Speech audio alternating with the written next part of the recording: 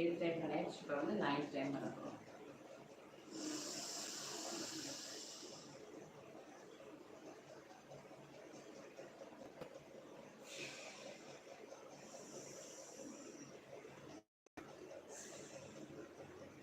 Ninth time பண்ணிச்சு, இப்போ தான் 10th டைம்.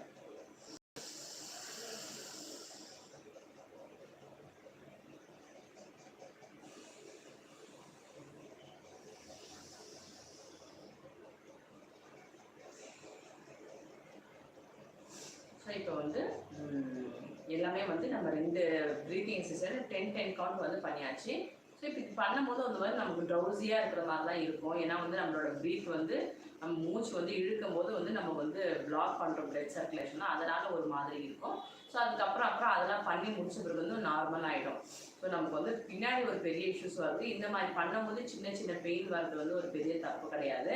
ஸோ அதை நம்ம அவாய்ட் பண்ணிவிட்டு நெக்ஸ்ட்டு போயிட்டோம்னாக்கா நெக்ஸ்ட்டு வந்து ரொம்ப பெஸ்ட்டாகவே இருக்கும்.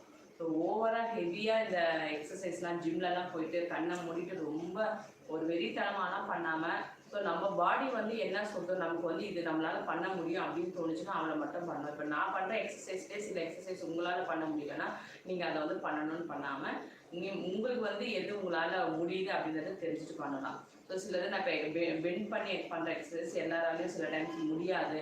ஏன்னா வந்து பேக் பெயின் இல்லை ரொம்ப பேக்கில் வந்து இந்த L3 என்னென்னமோ சொல்லுவாங்களா, அதெல்லாம் வந்து சில பேருக்கு இஷ்யூஸ் இருக்கும். அதெல்லாம் இருக்கும்போது அவங்களாம் வந்து கொஞ்சம் அவாய்ட் பண்ணிக்கலாம். மைல்டாக இருந்தால் பண்ணலாம், ஒன்றும் தப்பு கிடையாது. சொல்லுது ஒரு சின்ன ஏஜாக இருக்கும்போது மைல்டாக இருக்கும்போது பண்ணால் பண்ண வந்து நமக்கு க்யூர் தான் ஆகும். ஸோ எல்லாத்துக்குமே பயந்து நம்ம எதுவுமே பண்ணாமல் இருந்தோம்னாக்கா நீங்கள் இப்போ போய் டாக்டர் கிட்ட போனாவே வந்து உங்களுக்கு வந்து எக்ஸசைஸ் பண்ணுங்க தான் வந்து ப்ரிஸ்கிரைப் பண்ணாங்க. வேறு ஒன்றுமே வந்து டேப்லெட்ஸ் கூட டாக்டர்ஸே வந்து ரொம்ப கம்மியாக தான் தராங்க. இப்போ நான் ஆன்டிபயோட்டிக் தவிர வேறு எதுவுமே வந்து நமக்கு தரது கிடையாது. இல்லை பெயின் கில்லர் தராங்க. ஸோ பெயின் கில்லர் நம்ம ஜாஸ்தி யூஸ் பண்ணால் நம்ம கிட்னிக்கு எல்லாத்துக்குமே வந்து ரொம்ப சைடு எஃபெக்ட் அப்படின்னு சொல்கிறது வந்து நான் சொல்லணும் ஒன்றும் கிடையாது. இதெல்லாம் வந்து நீங்களாம் நிறைய பார்த்துருப்பீங்க. யூடியூப்பில் தான் 24 hours வந்து கார்பேஜ் மாதிரி ஃபுல் வந்து நியூஸஸ் வந்து விழுந்துகிட்டே இருக்குது. ஸோ எல்லா விஷயம் நமக்கு எல்லாமே தெரியும். ஆனால் நம்ம பண்ண வேண்டியது வந்து விஷயத்தை தெரிஞ்சுக்கிட்டே இருந்தால் பார்த்தாது. நம்ம வந்து ஏதாவது ஒரு நல்லதாக பண்ணணும்.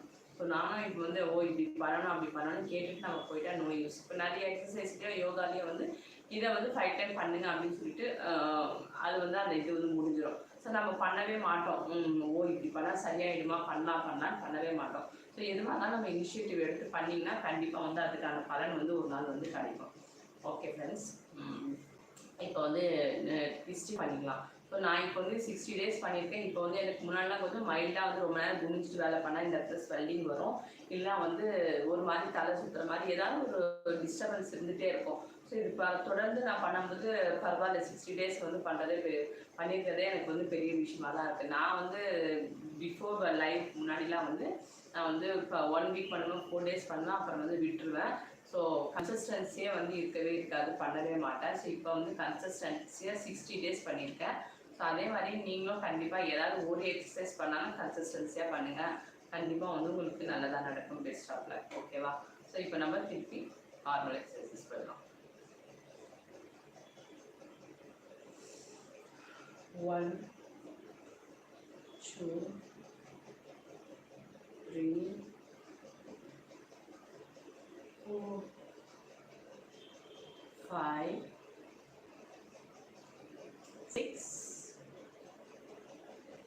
7 8 9 10 11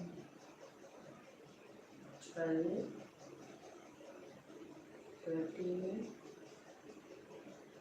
14 15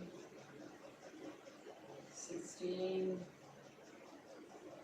17 18 19 20. ஸோ இந்த எக்ஸசைஸும் பண்ணியாச்சு.